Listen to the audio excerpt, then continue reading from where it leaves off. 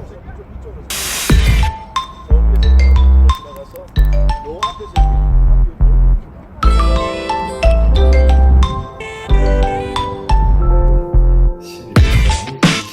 28절부터 30절 말씀까지 성경 말씀 보겠습니다. 마태복음 11장 28절부터 30절 말씀입니다. 제가 봉독하겠습니다. 수고하고 무거운 짐진 자들아 다 내게로 오라. 내가 너희를 쉬게 하리라. 나는 마음이 온유하고 겸손하니 나의 멍에를 메고 내게 배우라. 그리하면 너의 마음이 쉼을 얻으리니 이는 내 멍에는 쉽고 내 짐은 가벼움이라 하시니라. 아멘. 아멘. 오늘 봉독한 말씀 가지고 우리의 짐을 주님께 맡기자, 이런 제목으로 잠깐 말씀의 은혜를 나누고자 합니다. 세상을 살아가는 모든 사람들, 저와 여러분을 비롯한 모든 이 땅 위에 살아가는 사람들에게는 무거운 짐이 얹혀 있습니다. 짐이 없이 편하게 살아가면 참 홀가분하고 쉬울 텐데, 제가 어렸을 때에 시골 출신이라서 불을 뗄 때에 그 가을에 산에 가가지고 나무를 다 잘라서 나무를 지고 리어카에다 싣고 또 지게에다 지고 이렇게 집에 갔다가 불을 뗐는데, 우리 아버지는 참 독특하신 분입니다. 그래가지고 산에 나무를 하러 가거나 밭에 농사를 지러 가거나 무엇을 하든지 저를 데리고 갑니다. 그리고 하시는 말씀이 이게 다 인생의 공부다. 아멘. 인생의 공부.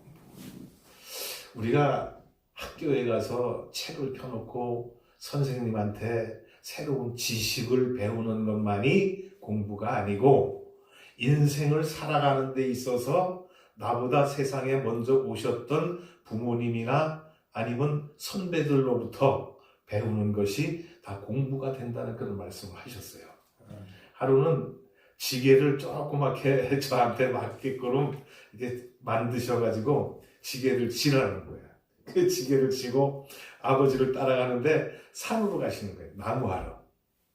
우리 아버지가 성격이 얼마나 꼼꼼하신지, 길에 돌멩이만 하나, 돌뿌리만 있어도 그 꽃갱이랑 도끼랑 정이랑 이런 걸 가지고 와가지고 그걸 다 해서 없앱니다. 돌멩이라는 게 작은 것도 있지만 땅에 깊이 박혀 있는 것도 있잖아요. 그러면 그 바위를 다 캐내는 것이 아니라 정으로다가 튀어나온 부분만 다 짜내가지고 길바닥까지 평평하게 만드시는 그런 분이세요. 그래서 저를 데리고 항상 이제 뭐 일을 하든지 어디를 가든지 같이 함께 제가 동행을 했는데, 산에 나무를 하러 갔는데 나무를 하는데 얼마나 꼼꼼하게 나무를 하시는지. 다른 사람들은 이 나무가 이렇게 그루터기가 작년에 잘라간 뒤에서 새순이 나와갖고 이렇게 새순이 올라오면은 고에만 잘라갖고 나무를 해가잖아요. 예? 보통 사람들이 다 그래요. 근데 저희 아버지는 그 밑둥까지 땅하고 똑같이 되도록 아주 도끼로 자르든지 톱으로 썰든지 해가지고 평평하게 만들어서 갈퀴로 긁어가지고 거기에 가면 진짜 막말로 음식이 떨어져도 주워 먹을 정도로다가 그렇게 반들반들하게 하시는 분이 저의 아버지십니다. 그래서 그 갈퀴나무라는 게 있잖아요. 갈퀴를 가지고 가서 소나무 밑에 솔건불이 이렇게 바르게 떨어져 있으면 그거를 긁어다가 불을 떼고 나면 참 잘 타는데, 나무를 해가지고 그 갈퀴나무로다가 이렇게 아주 이쁘게 만들어서 그걸 지게에다 한 집 저한테 집어 주시더라고요. 그래서 그걸 지고 집에 들어오는데 왜 이렇게 힘이 드는지 몰라. 그냥 따라갔을 때는 그냥 뭐 아버지가 지게 지고 앞에 가시니까 뒤에서 덜렁덜렁 따라서 가기만 하면 됐는데, 그날은 지게에다가 짐을 아주 잔뜩 해서 짊어지겨 주셔서 그거를 지고 집에 오는데, 오다가 몇 번을 쉬고 주저앉았다가 또 힘을 얻어갖고 오고, 그렇게 오면서 제가 생각을 해봤습니다. 야, 짐 지고 가는 게 이렇게 힘든 거구나. 그 지금 생각해 보니까요, 우리가 살아가는 이 세상에 이 삶을 살아가는 데 있어서 우리가 짐이 없다면 힘들 게 없어요. 아멘. 내 몸만 가면 편하게 갈 수가 있잖아요. 근데 이 세상을 살아가는 모든 사람들은 다 짐을 지고 있다는 거예요. 아멘. 짐을 안 진 사람은 이 세상에 한 사람도 없습니다. 정치를 하는 사람이나 아니면은 회사를 경영하는 사장님이나 학교에서 공부를 가르치는 선생님이나 모든 사람이 전부 다 짐을 지고 있다는 거예요. 그래서 이 짐을 지고 힘겹게 이 세상을 살아가고 있는데 이 짐을 내려놨으면 좋겠다. 짐이 없으면 홀가분한 마음으로 얼마든지 가겠는데, 그러나 우리에게는 무슨 짐이 있든지 간에 다 짐이 있다는 거예요. 아멘.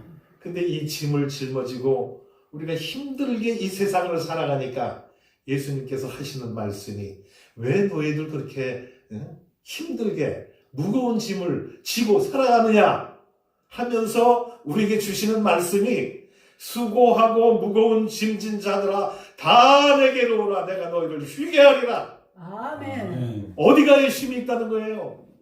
예수님 앞에 나가 열심히 있다는 겁니다.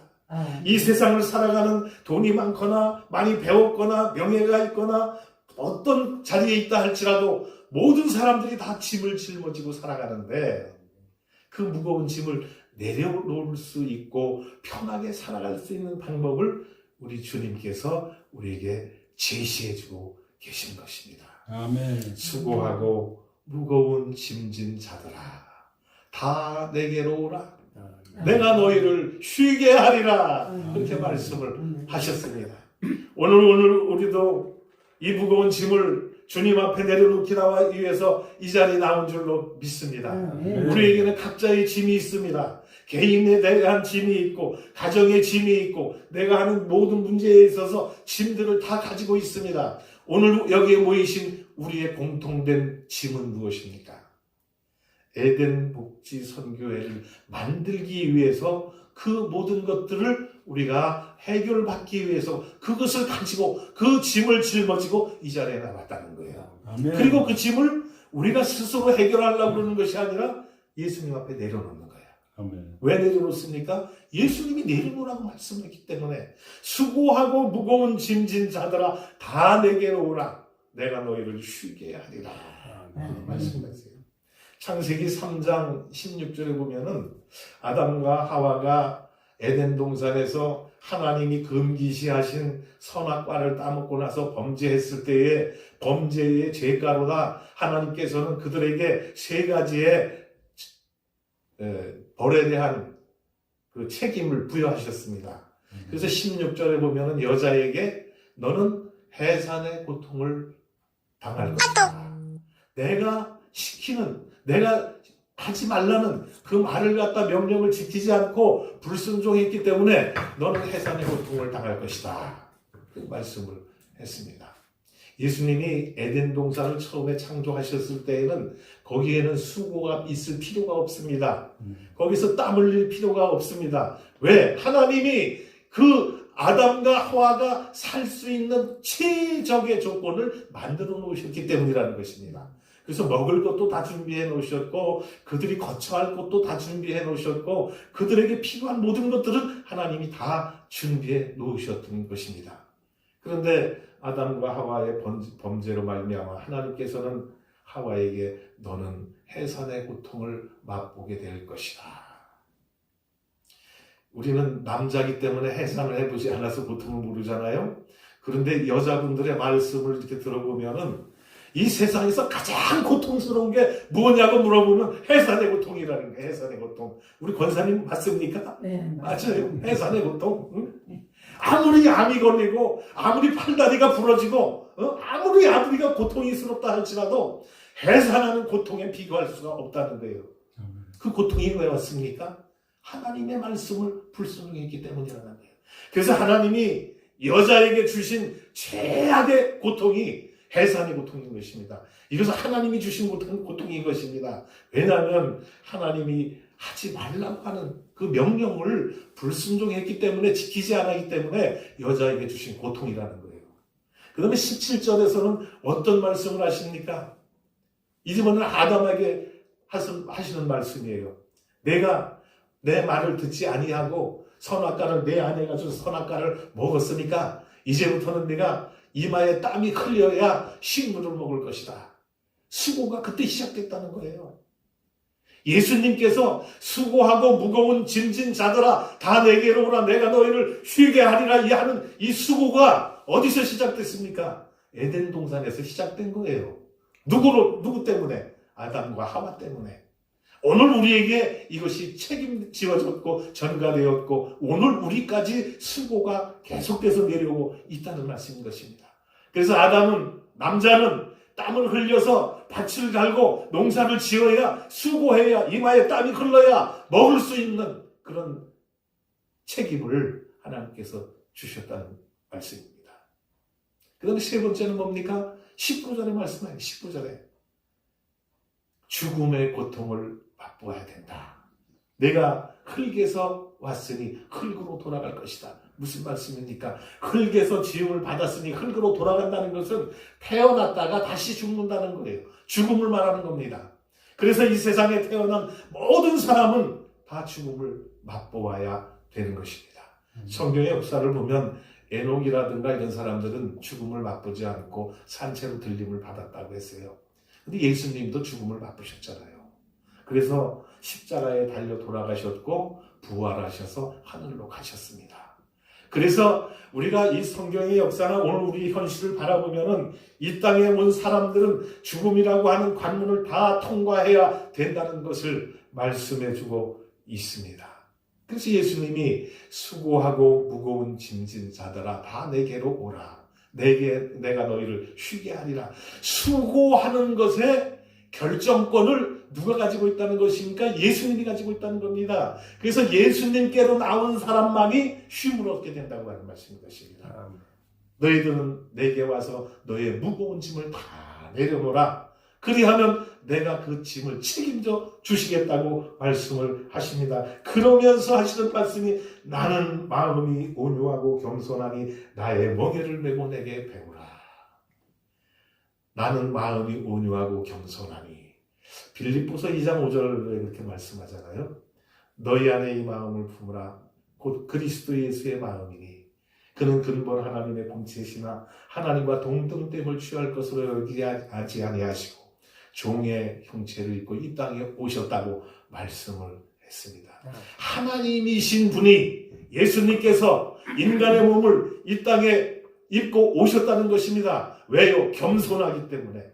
그래서 예수님이 나는 마음이 온유하고 겸손하니 내게 와서 나의 멍에를 메고 내게 배우라고 말씀을 하고 있습니다. 여기서 말씀하는 멍에라고 하는 것은 수고하고 무거운 짐을 이야기하는 것입니다. 오늘 이 세상을 살아가는 저와 여러분 모든 이 땅에 발을 딛고 살아가는 사람들에게는 수고와 무거운 짐이 다 있습니다. 각자에게 주어진 수고와 짐이 있는데 그 짐이 다 다르다 할지라도 짐은 누구에게나 있다고 하는 그런 말씀입니다. 그래서 예수님은 내게 와서 나의 멍에를 베고 쉼을 얻으라고 이렇게 말씀을 하고 있는 것입니다. 그러면 쉼이라고 하는 것이 예수님께서 말씀하시기를 나의 멍에를 메는 것이다. 나의 멍에를 메고 내게 배우라. 쉬라고 말씀을 하시면서 나의 멍에를 메라. 그런 말씀을 합니다. 시골 출신인 저는 너무나 잘 알아요. 소에 대해서 그 성격이라든가 또 밭을 쟁기질을 하고 가를 때에 소에게 멍에를 얹어가지고 밭을 갈지 않습니까? 그런데 멍에를 메이기 전에 먼저 하는 것이 뭡니까? 굴레를 씌우잖아요. 굴레라고 하는 것은 다른 말로 하면은 콧뚜레라고 할 수가 있어요. 콧뚜레. 송아지가 태어나서 한 1년이나 좀 지나면 덩치가 커갖고 이제는 말을 듣지 않고 제멋대로 막 행동을 하는 거야. 그러니까 그 소를 힘이 더 세기 전에 통제하기 위해서 굴레를 씌웁니다. 코를 뚫어가지고. 코 뚫는 거를 제가 어렸을 때 본 기억이 나는데 아버지가 그 노간주 나무라고 가시나무 있지 않습니까? 그 나무를 깎아가지고 바늘을 만드시더라고요. 바늘을 만드는데 어떻게 만드냐면은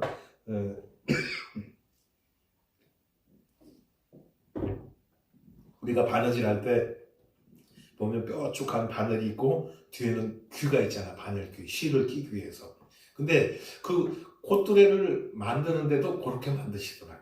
그래가지고 거기다 끈을 넣어갖고 이제 달아놨다가 다음 해에 송아지가 나면 그걸 가지고 다시 코를 뚫는데 그 소를 갖다가 머리를 이렇게 끈으로 묶어가지고 구유, 소가 밥 먹는 그 죽통 있지 않습니까? 구유라고 하지 않습니까? 거기 옆에다가 꽁꽁 묶어내놓고 코를 뚫는데 그 노간주나무 바늘을 만든 걸 가지고 코에다가 그걸 찔러가지고 뚫어버려요. 그리고 그때는 그냥 놔두면은 염증이 생기니까 그 항아리에 있는 간장을 떠다가 그걸 붓더라고요. 소독하는 거예요, 소독하는 거. 그래서 그 소를 콧뚜레를 뚫어가지고 거기다가 이렇게 굴레를 씌워가지고 굴레를 머리 이마로 해서 뒤에까지 해서 이렇게 끌고 다니는 거야. 그러니까 굴레를 쓰고 나면은 소가 지멋대로 못 살아. 제멋대로 못 가잖아요. 이리 가려고 그러면 너 이놈아 그리 가면 안 돼. 이쪽으로 끌고 저쪽으로 끌고 주인이 끄는 대로 갈 수밖에 없는 것입니다. 그래서 굴레를 씌우는 거예요. 에덴 동산에 하나님께서 아담과 하와를 창조하시고 선악을 알게 하는 나무를 따먹지 말아라, 실과를 따먹지 말라 하는데 하나님의 말씀을 불순종하고 따먹음으로 말미암아 죄의 굴레가 씌워진 거예요. 그러니까 이제 그 아담의 피를 물려받은 모든 사람들은 죄의 굴레를 썼기 때문에 사탄이 가자는 대로 갈 수밖에 없는 겁니다. 끌고 가는 대로 끌려갈 수밖에 없는 겁니다. 왜요? 굴레를 씌워놨기 때문에. 그래서 그 굴레 속에서 우리는 자유함이 없고 사탄이 끌고 가는 대로 끌려갈 수밖에 없는 그런 처량한 신세가 되고 말았다는 것입니다. 근데 예수님은 말씀하세요. 수고하고 무거운 짐진 자들아 다 내게로 오라. 내가 너희를 쉬게 하리라. 너희는 나의 멍에를 메고 내게 배우라. 그리하면 너희가 쉼을 얻을 것이다. 아멘. 사탄의 꾀임에 굴레를 쓴 아담과 하와에게 그 굴레에서 벗어날 수 있는 방법은 오직 예수밖에 없다는 것입니다. 이것을 알아야 되는 거예요. 그래서 이 땅에 살아가는 모든 사람들은 예수를 믿어야만 구원에 이를 수가 있는 것입니다. 예수 외에는 다른 어떤 구원을 받는 이름을 주지 않았다고 사도행전에 분명하게 말씀을 하고 있습니다. 그래서 오늘 우리는 예수를 통해서만이 구원을 얻을 수가 있게 된다. 죄의 굴레를 벗어날 수 있게 된다. 그게 키포인트입니다. 핵심입니다. 예수님이 우리의 죄의 굴레를 벗겨주지 아니하면 우리는 죄에서 해방받을 수가 없고 자유함을 얻을 수가 없게 된다는 말씀인 것입니다. 조선시대의 4대 왕이었던 분이 누구죠? 세종대왕이잖아요. 조선시대 4대 왕이었던 세종대왕이 아주 극진히 사랑하는 사람이 한 사람이 있었어요. 그가 누구냐 하면은 장영실이라고 하는 사람이에요. 장영실이가 어떤 사람입니까? 요즘으로 말하면 천문학자. 별을 갖다가 관측하고 별을 연구하는 사람이에요. 이 장영실이가 만든 게 혼천의가 있고 치구의가 있고 뭐 여러 가지 발명품들을 많이 했잖아요. 작용루를 만들어서 물시계를 만들어 갖고 시간을 알고 여러 가지 좋은 그런 일들을 많이 했어요. 그러니까 이 세종대왕이 장영실을 무지무지 사랑을 많이 했습니다. 그리고 그를 아꼈습니다. 다른 사람들이 장영실을 갖다 모함하고 뭐 다 해도 그거를 믿지 않고 오직 장영실을 꿋꿋하게 지키시면서 그 장영실이의 부모가 아버지가 누구냐 하면은 원나라 때에 그 원나라에 살았던 소항주라고 하는 데의 출신의 사람입니다. 근데 그 사람이 어떻게 우리나라에 왔다가 그 장영실 어머니하고 결혼을 하게 되었는데 장영실의 어머니는 관비였습니다. 관노. 그러니까 옛날에 관과에서 부리는 그런 노비 또 기생 그런 관기였었습니다. 근데 이 관기하고 그 장영실의 아버지가 결혼을 해서 장영실을 낳았어요.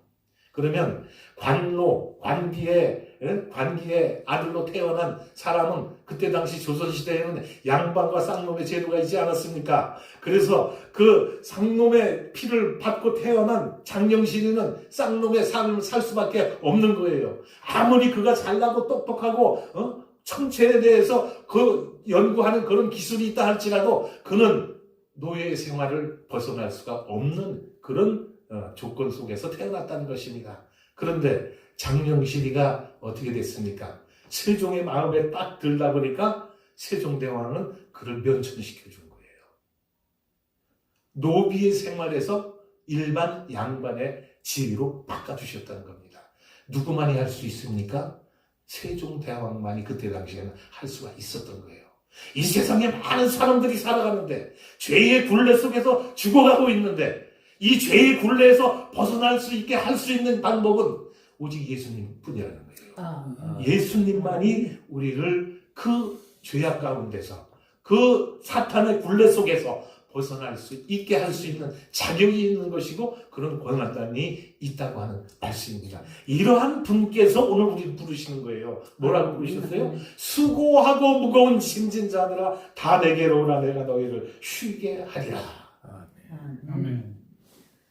나의 멍에는 쉽고 가볍다. 내 무게를 메라.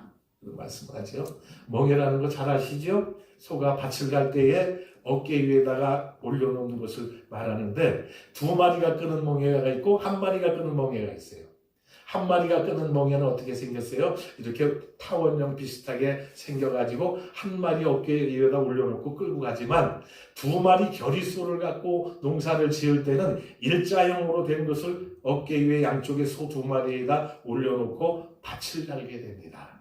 근데 이것이 두 마리가 다 밭을 갈아봤던 경력이 있으면 괜찮은데 나면서부터 밭 갈아본 소가 어디 있겠어요. 그러니까 처음에 그 멍에를 메고 밭을 가는 소는 어떻게 할 바를 몰라서 지멋대로 막 하는 거야. 그러니까 이 멍에를 올려놨는데 한쪽의 멍에는 능숙한 밭을 많이 갈아본 소를 있고 이쪽에 한쪽에는 이제 처음으로 밭을 가는 멍에를 메는 소를 갖다 끼워놨으니까 이게 밸런스가 맞지가 않는 거예요.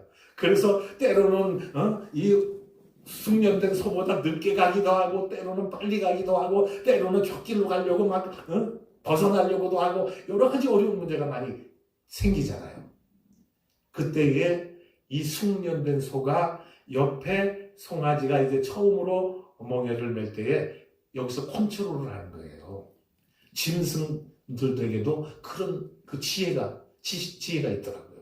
그래가지고 그 오래된 소가 밭을 갈면서 옆에 소에게 눈치를 주면서 가는 거 보조도 맞춰주고 늦게 가면 조금 늦게 같이 가지고 빨리 가면 좀 빨리 가면서 그 보조를 맞춰갖고 밭을 가는데 이 처음 멍에를 맨 소가 이렇게 여러 번을 밭을 갈고 숙달을 하다 보니까 나중에는 멍에 매는 것이 쉬워지는 거예요.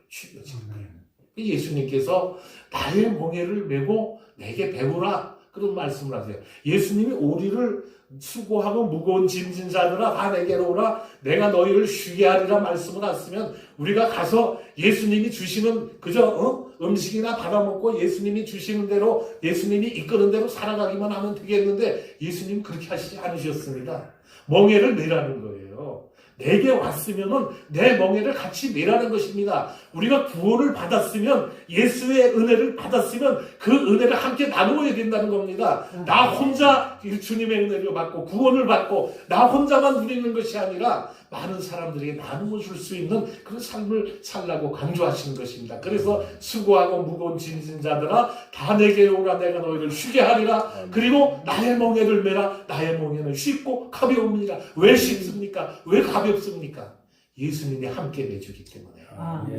나에게 쌀 한 가마를 딱 주고 그걸 혼자 지고 가라 그러면은 지겠어요, 못 지겠어요?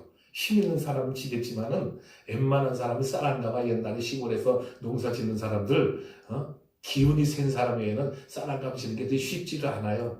그래서 그걸 옆에서 나누어서 짓는다든지 함께 구루마에 올려갖고 끌고 간다든지 힘을 합치면은 쉬워지지만은 혼자서는 그게 감당하기가 어렵다는 얘기입니다. 그래서 우리가 예수님 앞에 내 무거운 짐을 가지고 예수님 앞에 내려놓는데 예수님께서 함께 져주신다는 거예요.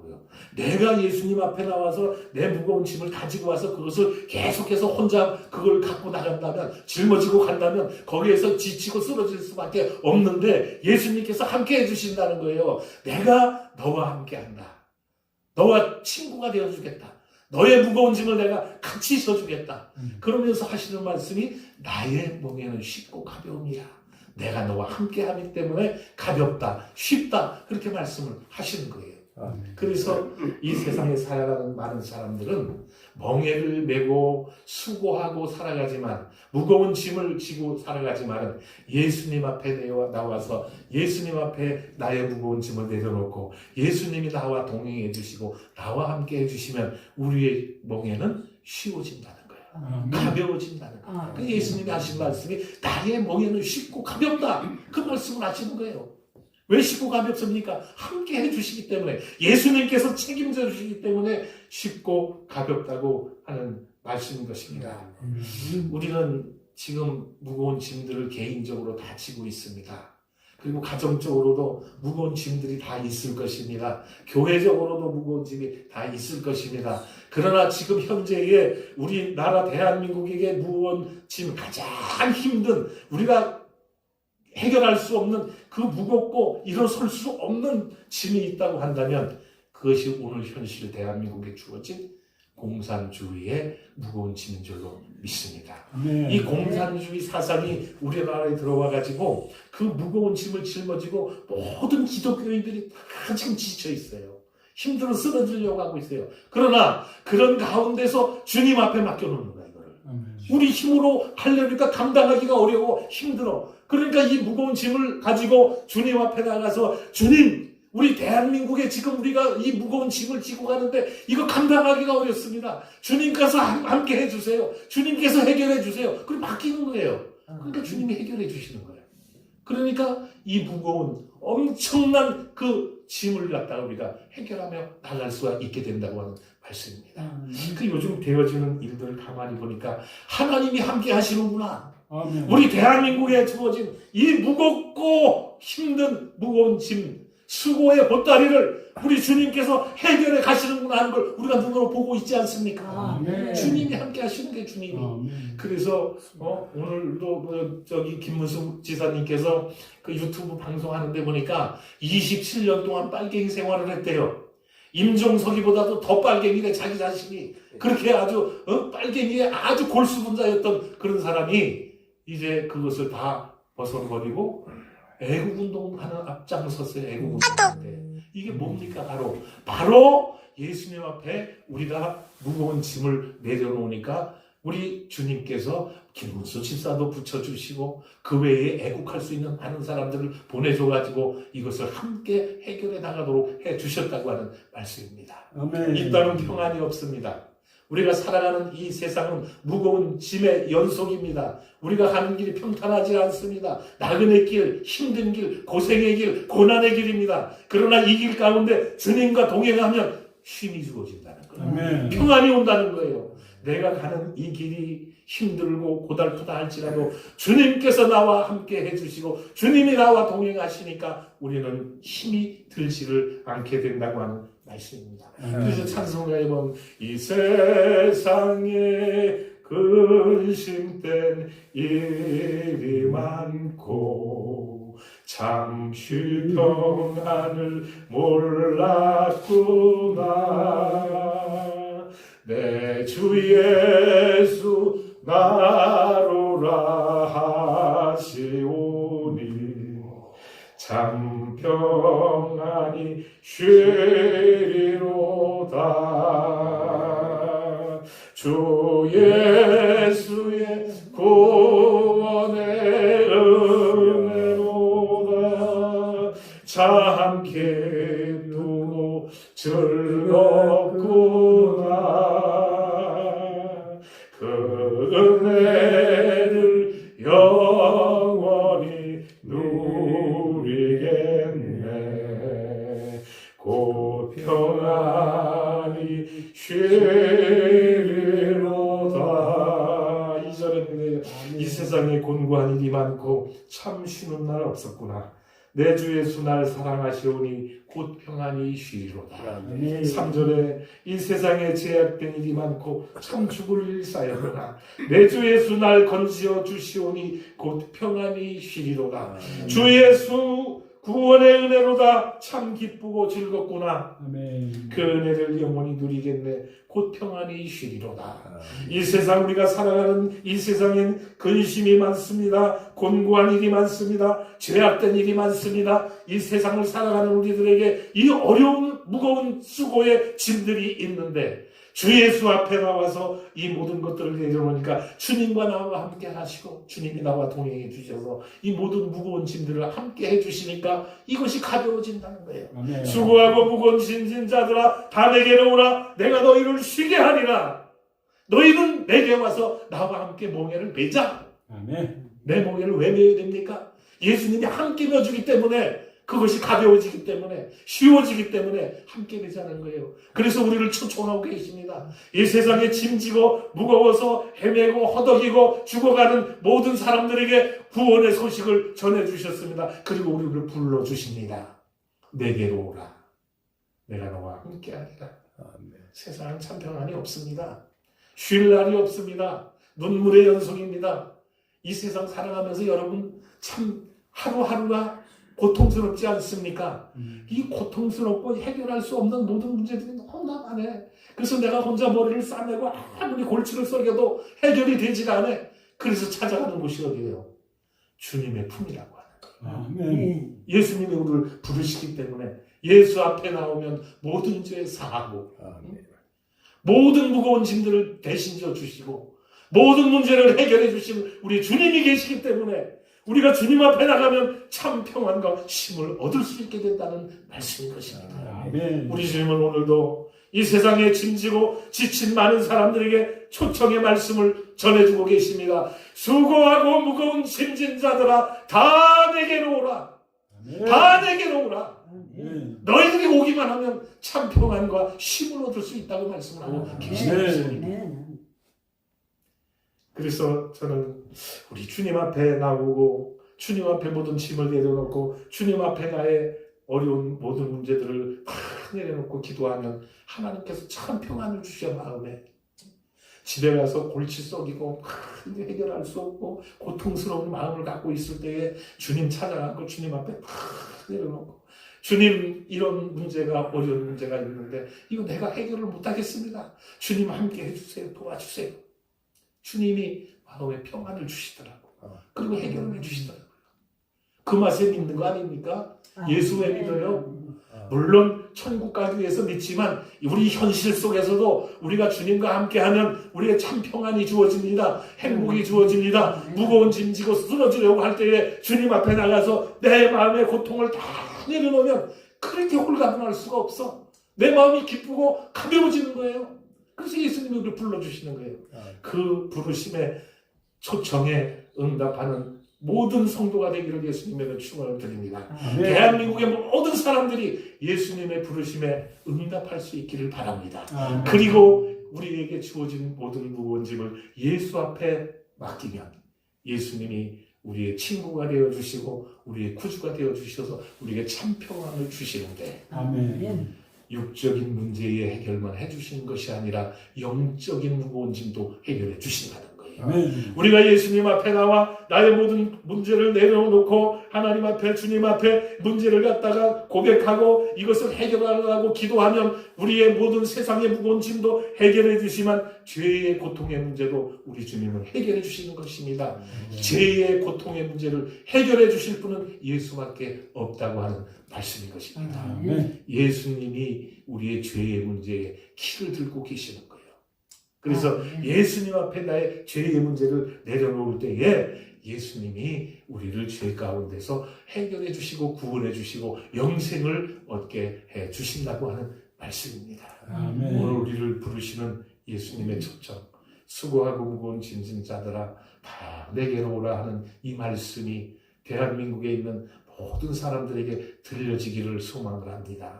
그리고 그 말씀이 들려질 때에 예수님의 부르심에 응답하는 모든 국민들이 됐으면 좋겠습니다. 그래서 대한민국의 모든 5천만 국민들이 예수님의 부르심에 응답하고 예수님의 말씀에 순종해서 주님 앞에 나와서 우리의 모든 무거운 짐을 내려놓으면 대한민국에 지금 지어져 있는 이 모든 문제가 해결되어진다는 것입니다. 아멘. 우리 스스로 해결하려고 하는 것이 아니라 주님 앞에 무거운 짐을 내려놓으니까 주님께서 해결해 주신다는 거예요. 그래서 오늘도 광화문 광장 이승만 광장에서 주님 앞에 부르짖고 있지 않습니까? 아멘. 밤에 새벽에 비가 오나 추우나 청와대 앞에서 큰 물불이 하나님 앞에 짐을 내려놓고 간구하고 있지 않습니까? 아멘. 기도하고 있지 않습니까? 왜 그렇습니까? 뜨뜻한 방에서 편안하게 잠자고 싶지 않은 사람이 어디 있겠습니까? 아멘. 집에 가서 맛있는 음식 먹고 배부르게 있고 싶지 않은 사람이 어디 있겠습니까? 그러나 그 모든 것들을 다 포기하고 청와대 앞에 나가서 하나님 앞에 기도하고 하나님 앞에 간구하는 것은 이 대한민국에 들리워진 무거운 짐을 해결받기 위해서 우리 스스로 해결할 수 없고 대한민국 국민들의 힘으로 스스로 해결할 수 없기 때문에 이 모든 문제에 우리 하나님이 관여해 주시기를 우리 주님이 함께해 주시기를 간구하고 있는 것이라 그 말씀인 것입니다.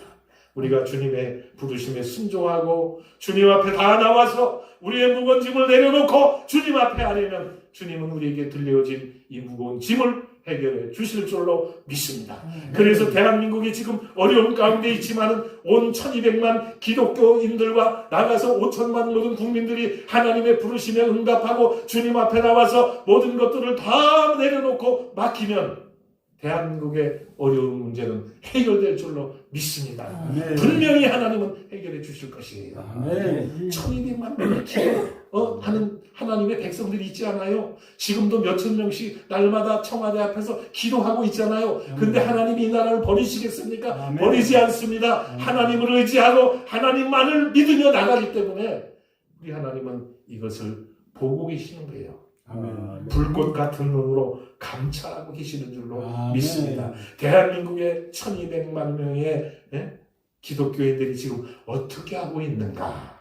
주님은 내려다보고 계신다는 것입니다. 아멘. 우리가 하나님의 마음에 쏙 들어야 되는 거예요. 아멘. 그 하나님의 마음에 싹 들면 하나님은 우리를 사랑하사 우리를 보호하시는 거예요. 하나님이 보호하사 우리나라 만세.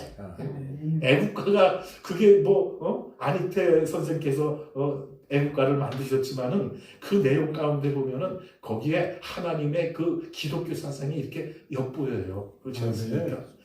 동해물과 백두산이 마르고 닳도록 하나님이 보호하사 우리나라 만세. 마귀가 보호하는 게 아니에요. 공산주의가 보호하는 게 아니에요. 사회주의가 보호하는 게 아니에요. 하나님이 보호하시는 거예요. 하나님이 보호하시니까 우리나라는 이기는 거예요. 만세! 대한민국 만세! 공산주의를 물리치고 사회주의를 물리치고 대한민국이 민주주의로 만세를 외칠 수가 있게 된다고 하는 말씀이십니다. 하나님이 보호하시는 나라가 될 수 있기를 축원합니다. 아멘. 대한민국은 하나님이 이승만 대통령을 통해서 기독교 입국론에 의해서 나라를 건국했습니다. 하나님이 세우신 나라입니다. 하나님이 사랑하시는 나라입니다. 하나님이 지금도 지키시는 나라입니다. 그런데 우리 민족이 하나님의 품을 떠나서 잘못된 길로 가면 되겠습니까? 주님의 품으로 다 돌아오시기 바랍니다. 이 방송을 듣는 모든 대한민국의 백성들은 주님의 음성에 응답할 수 있기를 바랍니다. 주님이 여러분을 부르시고 계십니다. 수고하고 무거운 짐진 자들아 다 내게 오라 내가 너희를 쉬게 하리라. 나의 멍에는 쉽고 가벼우니 내 멍에를 메고 함께 배우라 말씀하고 계십니다. 아멘. 모든 분들 주님 앞에 돌아올 수 있기를 바랍니다. 아멘. 대한민국의 5천만 백성들이 주님 앞에 돌아와서 복음으로 하나 되고 똘똘 뭉치면 이 나라는 하나님이 굳세게 붙잡아 주실 줄로 믿습니다. 아멘. 하나님이 이 나라를 버리지 않으실 줄로 믿습니다. 아멘. 그래서 대한민국을 통해서 하나님의 큰 뜻을 이루어 가시고 하나님의 큰 영광을 나타낼 수 있는 우리나라가 될 줄로 저는 확신을 합니다. 이번 아멘. 우리에게 주신 이 어려운 문제가 왜 왔을까 저는 생각을 해봐요. 제 자신이 이것을 가지고 나의 책임이구나. 내가 바로 살지 못하고 내가 하나님의 말씀에 불순종했기 때문에 이런 문제를 주셨구나. 우리 대한민국의 1200만의 기독교인들이 하나님의 품을 떠나서 인본주의로 흘러가고 사회주의로 흘러가고 물질주의로 흘러가고 잘못 가니까 하나님께서 지금 사인을 주시는 거예요. 아멘. 경고하시는 거예요. 정신 차려라. 잘못된 길에서 돌이켜라. 내게로 오라. 주님만을 의지하라. 부르시고 계시는 거예요. 사인을 보내시는 것입니다. 이것을 우리가 깨달아야 돼요. 이것을 아는 것이 영안이 열린 사람들의 눈이라고 하는 말씀인 것입니다. 너희는 이 시대를 본받지 말고 하나님이 기뻐하시고 순전하시고 온전하신 뜻이 무엇인가를 기억하라고 말씀하잖아요. 그리고 하나님 앞에 나갈 때는 하나님이 오늘 이 시대를 향하여 외치시는 요구하시는 하나님의 그 뜻을 분별을 해서 우리의 모든 짐을 주님 앞에 내려놓고 참 평안을 얻는 우리 모두가 되시고 대한민국의 모든 백성들이 되기를 예수님의 이름으로 축원을 드립니다. 아멘. 기도